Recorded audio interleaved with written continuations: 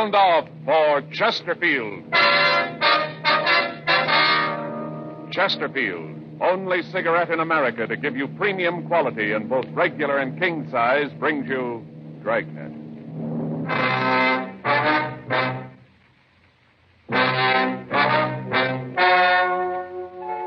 Ladies and gentlemen, the story you are about to hear is true. The names have been changed to protect the innocent.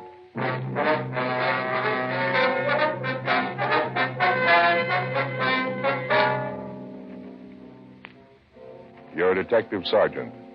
You're assigned to homicide detail.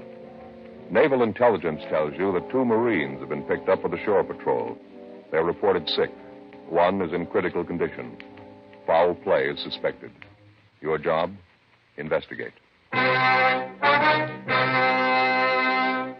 Here's what leading tobacco publications have had to say about king-size Chesterfield. U.S. Tobacco Journal, Atlanta, Georgia. Chesterfield king size is going strong. One jobber reordered twice this week in addition to his regular order. And the Chicago Weekly, Tobacco Leaf, reports more calls for Chesterfield king-size cigarettes than for most brands being marketed. The reason for king-size Chesterfield's amazing success is this. All king-size cigarettes give you quantity, but only Chesterfield king-size gives you quantity plus quality. Premium quality. That means Chesterfield king-size contains tobaccos of better quality and higher price than any other king-size cigarette. The same fine tobacco as in regular Chesterfield. Enough more of this tobacco to give you over a fifth longer smoke. So remember, Chesterfield is the only cigarette to give you premium quality in both regular and king size. Buy 'em either way you like 'em. Chesterfield gives you the best possible smoke. Much milder.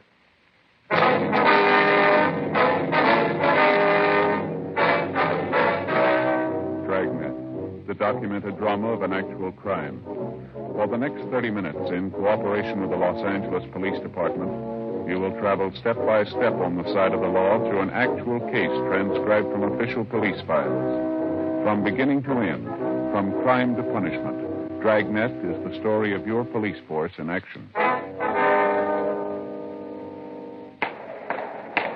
It was Tuesday, July 10th. It was hot in Los Angeles. We were working the day watch out of homicide detail. My partner's Frank Smith. The boss is Captain Lorman. My name's Friday.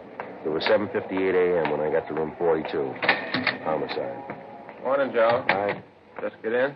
Yeah, Anything in the book? I'm looking. What's the matter? You hacked about something? No. Why do you ask that? Figures you saw about something. What do you take, a sour pill? You keep this up, you won't be asked to pose for toothpaste ads. Oh, that's funny. All right, Joe. Tell your Uncle Dudley. What's the matter? Dallas at court deal yesterday was miserable.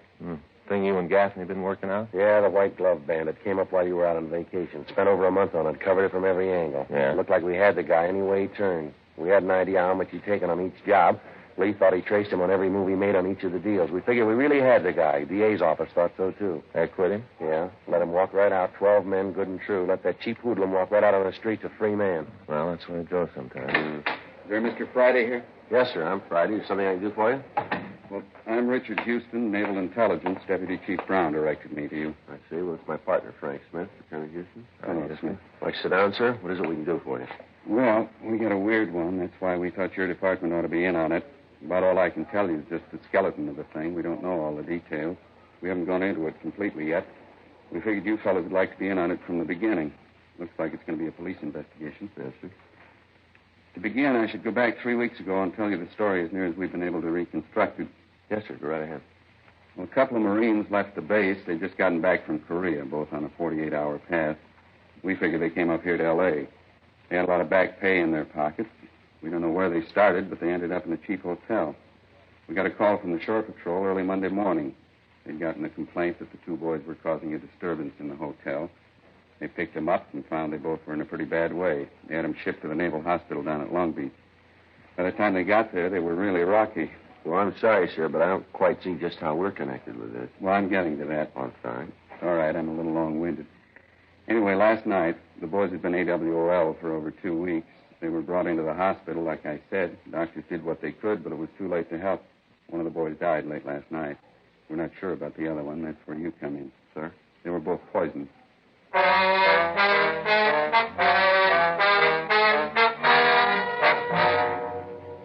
9:06 a.m. Frank and I talked with Captain Lorman, then we checked out a trip car and left for Long Beach. When we got there, we talked with the doctor in charge. He told us that it would be later that night before the boy would be completely out of danger. He said, however, that we could talk to him if we phrased our questions so that the answers could be kept fairly brief. We looked over the boy's record. His full name was Jack Wayne Walker, age 24. He'd enlisted in the Marine Corps on January 14th, 1950. He'd spent almost a year in the Far East, and his service record had been good until this time. The record of the victim, PFC Edward Monahan, was pretty much the same. The boys had both come from the same town in Arkansas. The date of their enlistment was the same. They'd served overseas the same time. At 3:48 p.m., the doctor ushered us into Jack Walker's room. Who are you? Police officers, Jack. We'd like to talk to you. What's it about? I haven't done anything. At least I don't think I did. No, it's not that. We'd like to find out what happened while you were up in L.A. Well, I killed my buddy up there. That's what happened. You heard about that, didn't you? Yes, we did. That's what we want to talk to you about. Poor Ed. Year in Korea. Guys taking pot shots at us. Cold, mud. And we got to come back here to get it. I didn't trust that little crumb. I knew we shouldn't have had anything to do with it. Well, you shouldn't have trusted who, Jack? Stubby. You know the rest of his name? No, just Stubby. I just can't believe it about Ed. He shoved off for L.A. going to have a last fling. Ed was getting married as soon as we got home. All right, if you could just start right at the beginning. Oh, sure. Well, first, we both had a 48-hour pass. We figured to go to L.A., like I said, for last fling. A few drinks, look at some of the lights, have a little fun. Sort of a bachelor party for Ed before he got hitched, you know. Well, we pulled into town. Let's see, I think it was Saturday morning. A couple of buddies told us about a joint up there where we could have some fun. Yeah. Well, we head up there, and nice little place that hour of the morning, I guess about 10:30. Well, we start in to drink. It gets pretty foggy after that. Like little parts in a jigsaw, you know. You sort of see a little bit of everything, but the whole picture ain't there. Yeah. Well, I remember we hung around the place for 2 days, and then it all really goes black. The next thing I remember, we woke up in some flea bag. I remember looking at the calendar on the wall. We was already a couple of days AWOL. Ed and I talked about what we should do. And then we get to trying to think up an excuse for the CO for being AWOL. With our CO ain't easy. He's had experts try. Ed says he'd figure out something, so we start for the bus depot, get back to base. On the way, we pass this bar, and Ed says, well, maybe we ought to stop and have one more for the road, so we do. And I don't remember much for a couple more days. And I remember once we stopped and watched the guy get tattooed. Ed and I got talking about it, you know, whether or not we should have it done. Finally, we figured it was kind of kid stuff, so we didn't. I remember that because it was right after we left the tattoo place, we went to this bar where we met Stubby. Well, this is the fellow that you were talking about? Yeah, it's him. And you met him in a bar? Yeah. Ed and I were sitting there trying to figure out what we was going to do, you know. We were pretty broke by this time, and then, too, we was over 2 weeks AWOL. Anyway, sliced, we had big trouble. Yeah. Well, we walked into this place. It was about 4:30 or 5 in the afternoon. At least near as I can tell, that's about what time it was. The whole deal gets kind of foggy. We sat down at this bar and ordered a drink, and just sitting there minding our own business, trying to figure what we ought to do. And then this Stubby joker comes up, sits down next to Ed, brings a drink with him. He was in the bar when you came in, is that right? Yeah, well, at least I think so. I didn't pay much attention, but he had a drink when he come up to Ed and me. Yeah, go ahead. Well, he got to talking about the Corps, and next thing we know, he's setting up the drink. The way we was fixed, as long as he wanted to buy, we wasn't going to argue. Did they seem to know this Stubby in the bar? Yeah, the girl who waits on tables called him my name. All right, you want to go ahead? Yeah, well, this Stubby kept going on about how he liked the Corps and how he'd won a whole flock of citations in Korea. Told us all about the time he'd spent in Japan. First, we thought he was just throwing a bunch of coconuts at us, but we'd ask him about places in Korea and things you could only know if you was there. He'd come up with the answers all right, but even with all that, there was something that just didn't ring true. Yeah. Anyway, long about 8 or 8:30 that night, Stubby got in a thrash with the bartender, something about the price of the drink, so he suggested we go up to his place and get a jug, you know, and drink up there. Well, I wasn't too hot for the idea, but Ed said we had nothing to lose, and we didn't have a sack for the night, and there wasn't much dough left, so we shoved off with him. Where'd this Stubby live? A hotel down on 5th. I'll tell you how to find the place. Same place you were picked up in? Yeah. We got the address there. Oh, okay. Well, what happened when you got Stubby's room? Well, We cracked the jug, sat around drinking for a while, and then Ed and I went to sleep. Mm-hmm. I tell you, the next morning we had the biggest hangovers in the entire United States and Canada, both of us. We felt miserable. Ed started beefing about the cheap booze Stubby'd rung in on us. That's when he tried to tout us on them pills. What pills are those? Oh, them things supposed to relieve hangovers. Oh, you mean the kind they sell in drugstores? Oh, no, damn. Stubby told us about that one. He'd come back to the States. He'd stood some duty in a hospital and said that while he was there, he got them pills. Said there was a special prescription, that they was great for head shrinking. He wanted us to try them. Did you? Well, no, not right away. He kept after us, though, kidding us about being big, tough Marines with a hangover. And then he took one of the pills, leastwise we thought he did. So Ed and I figured then we didn't have anything to lose. You took one of these hangover pills then, did you? Yeah, we both did. Mm-hmm. What happened then? Well, nothing right away. Stubby said it'd take a little time for it to take effect. We got up and started to get dressed. Ed and I thought we'd better get back to the base, you know. We'd probably be in enough trouble as it was without worrying about a hangover. Yeah. You left the room? No, we was just getting our stuff together, and Ed took sick. Said he had awful pain in his stomach, like a cramp, you know. And we asked Stubby if the pill could have caused it. He said no. Must have been the booze. Hmm. Well, right about then, I was getting ready to mop up the place with this Stubby. I figured sure he'd given us a Mickey. I couldn't figure why, though. And then it hit me. That pill, huh? Yeah, I guess so. Real bad cramps in my stomach. I got real dizzy. The room started to go around. And we asked this Stubby to call a doctor, and that's when we knew he was really in trouble. How's that? Well, we knew then he was nuts off his trolley. And neither of us could walk. Ed doubled up and passed out, and I could hardly keep awake. We both just lay there on the floor. I kept asking this bum to get us a medic. Mm-hmm. Did he? No, he just stood there and laughed at us, laughed like a crazy fool. He kept saying we was big, strong Marines. We should be able to take a little stomach ache without running to a doctor. At no time did he make any attempt to get you medical help? No, just like I said, he just stood there and laughed at us. Then he got real mean. Got crazy leer on his face. Said he'd show us that he'd fix us up good for what we'd done. Well, what do you mean by that? I don't know. All I thought about was getting Ed and me to a doc. About this time, I didn't much care what the little screwball did. Then it really started harping on how he's getting even with us. I tried to get at him. I'd have killed him if I could have. I tried to get at him, but I fell and went out, I guess. And that's when he said that thing about that we wouldn't be the last ones he'd get. What? Well, he said like this, you guys are the first, just the first. But there's going to be more, a lot more.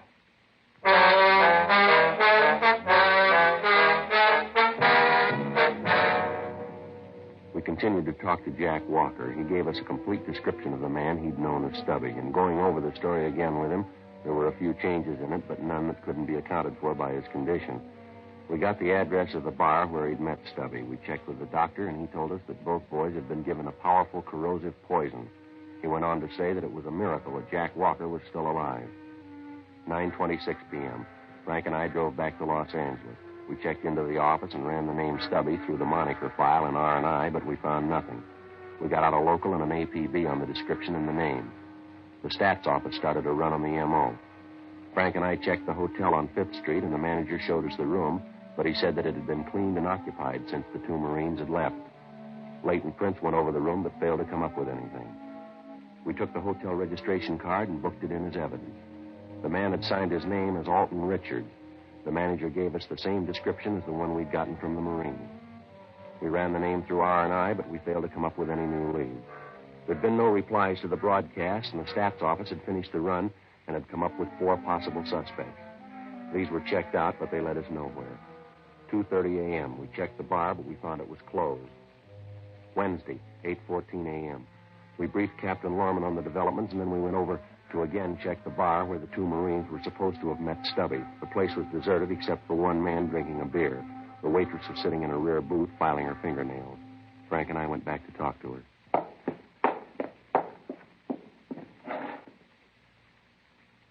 Yeah, something you want? Well, police officers, miss. We'd like to talk to you. Cops, huh? Yes, ma'am. This is my partner, Joe Friday. My name's Smith. Smith. Boy, does that sound phony. Here's my ID card. Yeah, it's Smith, all right. What do you want? Do you mind if we sit down? No, go ahead, live. Thank you. What's this all about? Do you work here steady? Yeah, most of the time. What's your name, miss? Vera.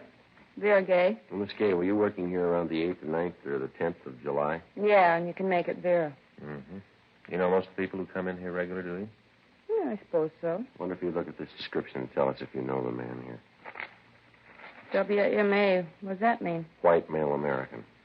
Yeah, WMA. 36 years, 5'7" to 5'9", 155-pound stubby. Yeah? Yeah, I know him. Comes in here all the time. Nice guy. Loud when he gets drunk. He's always nice to me, though. Tells me I should be in pictures. You know, the movies. Yes, ma'am. Have you seen him today? No, he hardly ever gets in before maybe noon, 1 o'clock. This doesn't bother you, does it? Am I following my nails? Not at all. He does bother some people, you know. Like running a piece of chalk down a blackboard. Miss Stubby, does he have any other name? Did you know it? Yeah, Paul Rogers. That's another one, Joe. No. When do you want to go ahead, miss? I went out with him a couple of times. Finally gave it up. I couldn't go that route. What's that, ma'am? All he talked about was either him in the Marine Corps and what a big hero he was, or else how he was going to get me in pictures, you know, movies. Yes, ma'am. I didn't come out to California to get in the movies. No, I came out to be a private secretary, only those jobs are a little hard to get, so I work here. Make enough for coffee and cakes. And when a job comes along, I'll take it. Work in a big office, nice boss. Who knows, he might even marry me. That movie hokum for me, no, sir, not your little Vera. Did you work on the night of the night? It's the night before last? Let's see. Yeah, I was in. You happened to see the Stubby Rogers that night? Well, I got to think about that. Let's see. That was the night we had the fight just before closing. Yeah, he was in earlier. Do you happen to notice if he was with anybody? What's it all about? He do something you want him for? No, we just like to talk to him. Yeah. Well, if he did anything, we had nothing to do with it. This is a good place. We got nothing to do with the people who come in. Got the price of a drink, they get served. We don't ask for trouble. Oh, we aren't going to cause any trouble, miss. We just want to talk to this Rogers. Yeah, well, as long as we aren't rung into it. Do you remember if he was with anyone? Yeah, he was with a couple of Marines. Left with him, had a beef with Sam. He's the night bartender. Complained that the drinks were too high. I don't know what he was crying about. He's been drinking here a long time. Never had problems before. You saw him leave with these two Marines then? Yeah, 3 of them walked out. I think, actually, they sort of floated out. The 2 kids were really boiled. You remember what time it was when they left? Oh, that'd be kind of hard to tell. We were pretty busy. Well, it's pretty important, miss. Yeah, let me think. I guess maybe around 8, maybe 8:30, around in there. It's just a guess, though. Do you have any idea where this Rogers lives? Yeah, I've been there a couple of times. Hotel on South Hill. Can you give us the address? Yeah, I got it in the purse. I should have known he was a phony, always saying it's how he could get me in pictures, you know, in movies. Yes, ma'am. Don't come that way. Of course, you understand I didn't come out here to get in pictures. I came out to be a private secretary. Here's the address. Here, keep it. I won't be using it anymore. All right, thank you, Miss Kay. Here's our card. If you think of anything more you think we ought to know, we'd appreciate a call from you. Yeah, thanks. Sure appreciate your help. Well, you never know. Maybe I'll need your help sometime. Matter of fact, you might be able to lend me a hand. Producers. You know, movies.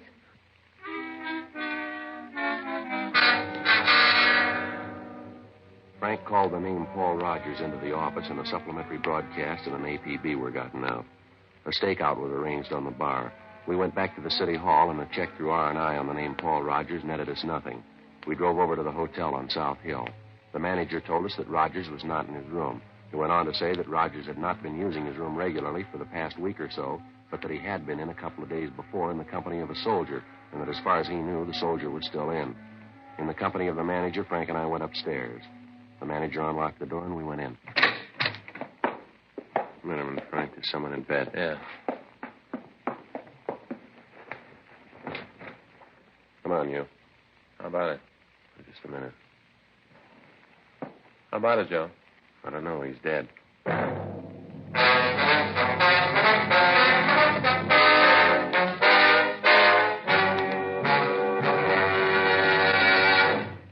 You are listening to Dragnet, the authentic story of your police force in action. And now a report every smoker should hear. Nose, throat, and accessory organs not adversely affected by smoking Chesterfields. First such report published about any cigarette. A responsible consulting organization reports a study by a competent medical specialist and staff on the effects of smoking Chesterfields. For 6 months, a group of men and women smoked only Chesterfield, 10 to 40 a day, their normal amount.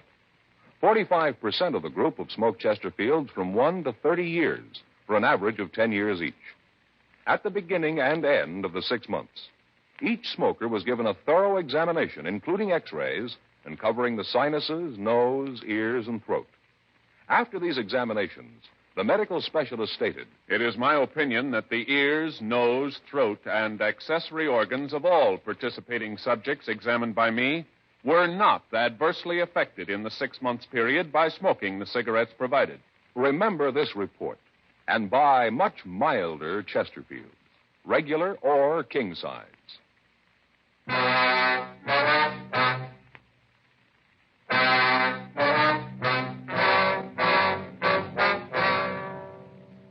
Wednesday, July 11th, 12:40 p.m. We called the coroner's office, then we got in touch with the crime lab and the photographers. After the pictures had been taken, the body was removed. The victim was a soldier in his mid-30s. On the nightstand beside the bed, we found an empty pill bottle and a suicide note. The note was booked as evidence and turned over to Don Meyer for comparison with the handwriting taken from the hotel registration card that Rogers had signed. The men from Leighton Prince went over the place thoroughly. They came up with several classifiable prints. Fingerprints found on the bottle belonged to the victim. There were several other sets in the room which were not identified. The crime lab went over the room, and they went back to the lab to make their analysis. All officers in the area were alerted to be on the lookout for Rogers. Frank and I talked to the manager of the hotel, a Henry Corey. He told us that Rogers had lived in the hotel for the past 4.5 months. He said that Rogers was quiet, kept pretty much to himself, and for the most part was a good tenant. He said that on several occasions Rogers had gotten behind in his rent, but that he'd always managed to come up with the money. The manager told us that in the conversations he'd had with Rogers, the main topic had been the Marine Corps and the suspect's record overseas. Rogers presented himself as an armchair general, constantly calling down the way the situation was being handled. He would refer to his own exploits, but when questioned about his leaving the service, he became vague and evasive. Additional handwriting samples were obtained and sent to Meyer. The manager told us that the latest victim had come in with Rogers the night before, and that at the time he'd been pretty drunk. They'd gone upstairs, and when Rogers had left in the morning, the manager had assumed that the soldier had gone the night before. 3:20 p.m. Frank and I went back to relieve the stakeout at the bar.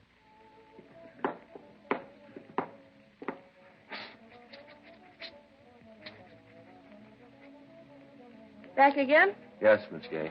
Sit down. Thank you. It seems like every time I see you, I'm doing something with my nails. This morning filing them, now I'm filing them again. I'm going to put polish on them after this. I guess you think I'm pretty vain. No, not at all, miss. A new color called frosted rose. And pretty? Mm-hmm. Kind of iridescent, what the label says. To sprinkle your nails with stardust. Yes, ma'am. Pretty bottle, too. They sure put things up nice nowadays. Uh-oh, here comes your boy. That's Rogers. Yeah. Yes, Stubby, what'll it be? Bourbon, Coke. How's it going, Stubby? Same old six as before. Yeah, pretty dull. You're doing a great business. No, it's early yet. Here's your drink. It'll be 4 bits. There you go.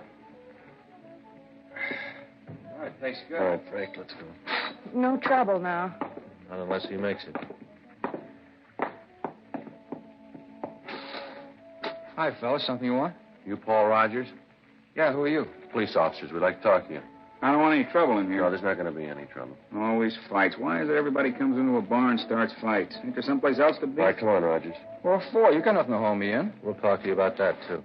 Well, let me finish my drink. No, afraid not. Let's go now. Look, I said I was going to finish my drink. Don't lean. Let's can it, mister, and go. I said I was going to finish my drink. All right, mister, on your feet. Nothing on him. All right, let's take him to the office. Sergeant. Yes, sir. Thanks. Sure appreciate it. Well, what's that? Thought for a minute there you were going to have a fight.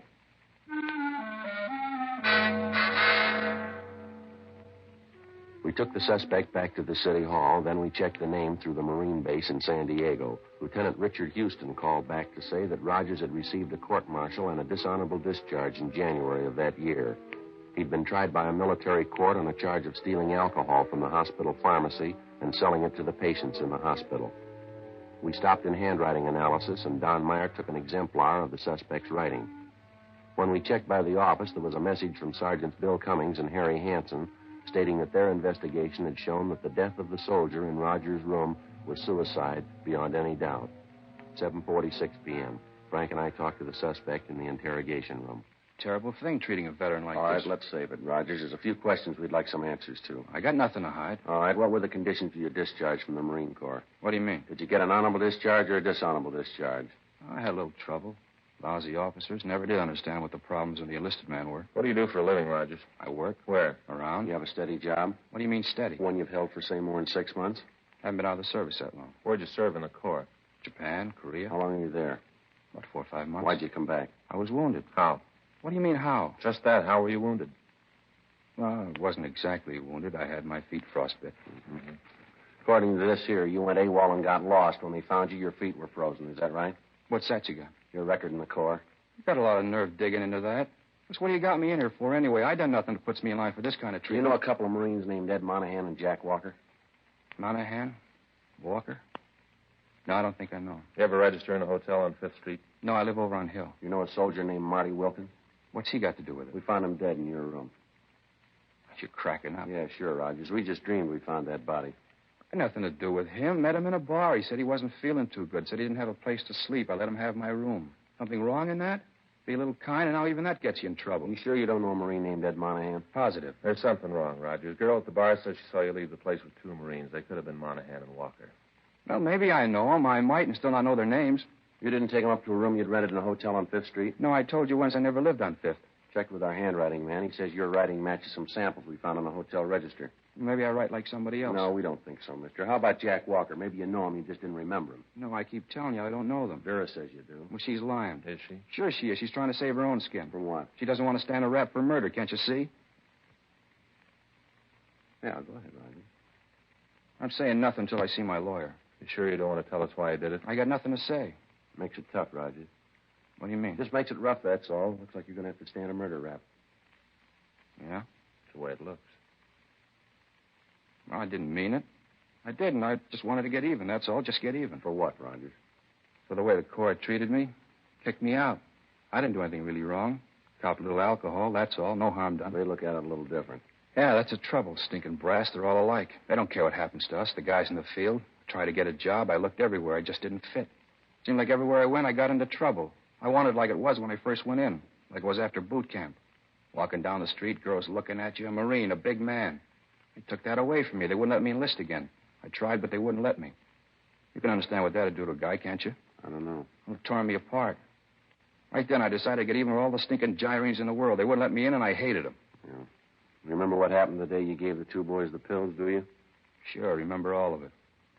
Oh, they cried for a medic. They weren't big men then. No, sir, they sure weren't.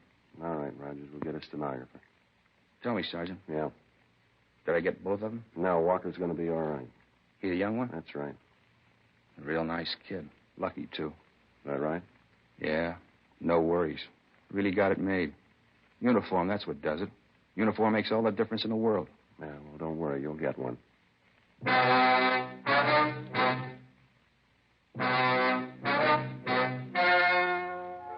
The story you have just heard was true. The names were changed to protect the innocent. On November 13th, trial was held in Department 87, Superior Court of the State of California, in and for the County of Los Angeles. In a moment, the results of that trial. Now, here is our star, Jack Webb. Thank you, George Fenneman. In modern crime detection, the working detective depends on scientific research. He relies on the services of trained experts in ballistics, communications, fingerprints, to name just a few. He's interested only in facts. And as a smoker, you should be interested only in facts. That's why the report you heard earlier is so important to you. Nose, throat, and accessory organs not adversely affected by smoking Chesterfields. First such report ever published about any cigarette. Remember it. And next time, buy Chesterfield. Regular or king size, premium quality Chesterfield gives you the best possible smoke.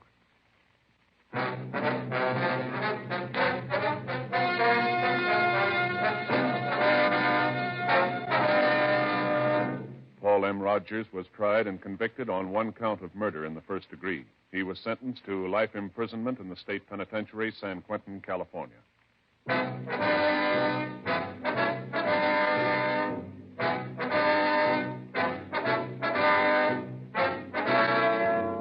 You have just heard Dragnet, a series of authentic cases from official files. Technical advice comes from the Office of Chief of Police W.H. Parker, Los Angeles Police Department.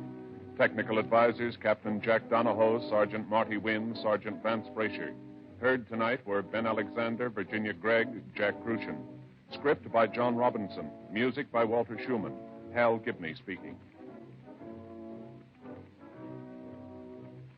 Sound off for Chesterfield. Either way you like them, regular or king size, it's possible smoking. Much milder Chesterfield.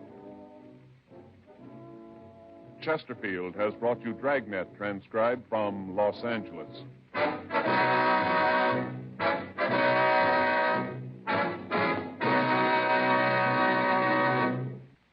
Tonight, it's Barry Craig, confidential investigator on NBC.